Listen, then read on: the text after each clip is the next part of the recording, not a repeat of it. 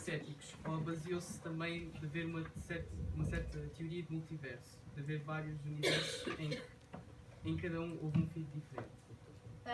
Cada um dos capítulos são filhos radicalmente diferentes, ou melhor, não são radicalmente diferentes, são diferentes porque, para além de serem de sexos diferentes, muitas vezes têm percursos de vida diferentes. Há uma personagem que é casada, tem 2 filhos, há um personagem que é solteiro ainda quando tem 30 e tal anos, há um personagem que faz stand-up, há uma personagem que está a fazer hipnose, há uma personagem que portanto, este velhote por acaso não refiro a profissão dele, mas são personagens com profissões muito diferentes. Há eles ligações entre elas.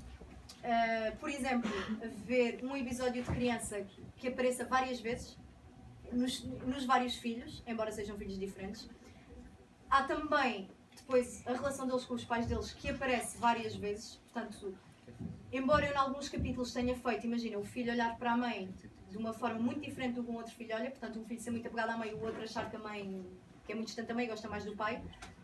Embora hajam algumas discrepâncias desse género, a maioria das personagens tem uma ligação entre elas, que é também a minha interpretação de tu cresceres sempre na mesma família com as mesmas influências. Portanto, ou teres as mesmas influências, mesmo eu e a minha irmã crescemos na mesma família, na mesma casa, somos muito diferentes, mas temos muitas semelhanças entre nós, que eu sinto, e quando falo com ela sobre assuntos mais do seu teor íntimo, percebo que essas semelhanças realmente existem. E aqui neste livro, estas 18 personagens, embora sejam tão distantes, têm esse elo de ligação. No entanto, no que diz respeito depois à profissão delas e ao percurso profissional delas, e também o percurso pessoal delas, são um pouco diferentes. Não pensei muito nessa ideia dos universos paralelos, quis que houvesse alguns elementos que fossem realmente comuns nos capítulos, mas também que fossem diferentes, porque a ideia da história é, há uma grande história, mas há mini-histórias dentro dessa grande história.